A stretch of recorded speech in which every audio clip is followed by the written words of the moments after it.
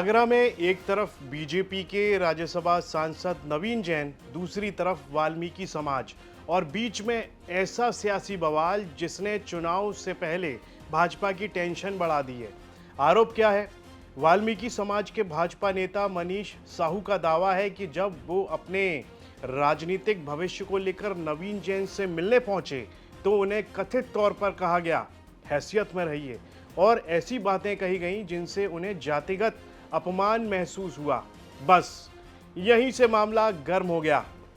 वाल्मीकि समाज ने महापंचायत बुला ली, सांसद से सार्वजनिक माफी की मांग कर दी, नारे लगे, चेतावनी दी गई और अगर माफी नहीं मिली तो आंदोलन और तेज होगा।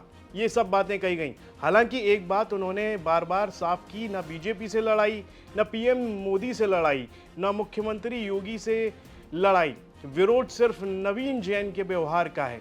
अब सवाल है, आखिर ये नवीन जैन हैं कौन जिनके खिलाफ इतना बड़ा विरोध खड़ा हो गया? तो कहानी शुरू होती है करीब 37 साल पहले 1980 में। बीजेपी के वार्ड अध्यक्ष बने, फिर 1989 में पहली बार पार्षद, उसके बाद दोबारा पार्षद, फिर डिप्टी मेयर और 2017 में आगरा के मेयर। यानी राजनीति में इन्होंने सीढ़ियां लिफ्ट से नहीं बल्कि एक एक पायदान चढ़कर तय की हैं।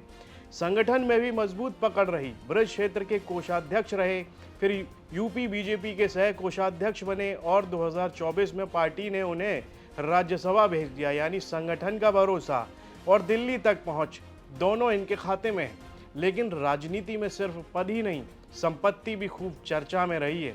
राज्यसभा चुनाव के दौरान दिए गए हलफनामे के मुताबिक नवीन जैन ने करीब 404 करोड़ रुपए की संपत्ति घोषित की थी। सोना भी कम नहीं, खुद के पास करोड़ों के गहने और उनकी पत्नी के पास तो लगभग 9 किलो सोना घोषित था। यानी सियासत भी भारी है और संपत्ति भी दमदार है। माननीय राज्यसभा सांसद नवीन जैन जी के निवास पे गया, वहाँ पर मैंने अपनी बात रखी तो वो पता नहीं उनको क्या उनका पारा चढ़ा। उन्होंने मुझसे कहा, यार तुम लोग ऐसे दायित्व मांगने की चेष्टा भी क्यों करते हो? आपको सिर्फ उस विंग में काम करना चाहिए जिस विंग में आपके लोग काम करते हैं। आपके लिए अलग मोर्चा बना हुआ है, आपको इन सब मोर्चों में काम करने की आवश्यकता नहीं है। और तीसरे पायदान में हम लोगों ने आपको बैठाया, तुम सीधे 10वें पायदान में बैठकर हमारी शान पे बैठने का काम कर रहे हो। आप लोगों को अपनी औकात में रहना चाहिए, अपनी औकात अपनी हैसियत के हिसाब से मांगना चाहिए और दोबारा किसी भी ऐसे मामले को लेकर मेरे पास आने की चेष्टा मत करना। मुझे इतनी पीड़ा, इतना कष्ट हो रहा है कि इतना समय काम करने के बाद इन्होंने 16 साल की मेरी हिंदुवादी छवि को दलित बना के मुझे रख दिया। ये मेरे लिए बहुत दुख का, पीड़ा का विषय है। अभी कुछ समय पहले नॉमिनेट पार्षदों की सूची आई थी, आप सब लोगों के संज्ञान में है। एक निमेश भारद्वाज नाम के कार्यकर्ता को, सदानंदन को, सीधे ही, जो कि इनके परिवार का एक वाहन चालक था, उसको सीधे सीधे नॉमिनेट पार्षद बनाया जाता है। नवीन जैन जी संगठन को एक प्राइवेट लिमिटेड कंपनी की तरह अपने निवास से अपने घर से चलाने का काम कर रहे हैं। जो 25-30 साल से लोग काम कर रहे हैं, उसी समाज के व्यक्ति को चाहते तो ये जिम्मेदारी मिल सकती थी, पर कार्यकर्ता उनको पसंद नहीं है। अपने घर पर बुलाकर अपने निजी काम कराने के लिए अपना निजी काम कराने के लिए बैठक रखना, अग्रपन में बैठक रखना, अपने निजी कार्यक्रम सफल कराना कार्यकर्ताओं की मेहनत पर, ये इनका कृत्य है। और इनकी इतनी भद्दी मानसिकता है, इतनी गंदी मानसिकता है, मुझे इसकी कतई भी कल्पना नहीं थी। मैं अंदर से बहुत आहत हूँ। लेकिन आज चर्चा न मेयर वाली है, न राज्यसभा वाली, न करोड़ों की संपत्ति वाली। आज चर्चा उस आरोप की है जिसने उनके राजनीतिक सफर पर सवालिया निशान लगा दिया है। हालांकि नवीन जैन इन सभी आरोपों को पूरी तरह खारिज करते हैं। उनका कहना है कि 1989 से सार्वजनिक जीवन में है, आज तक किसी समाज ने उन पर ऐसा आरोप नहीं लगाया।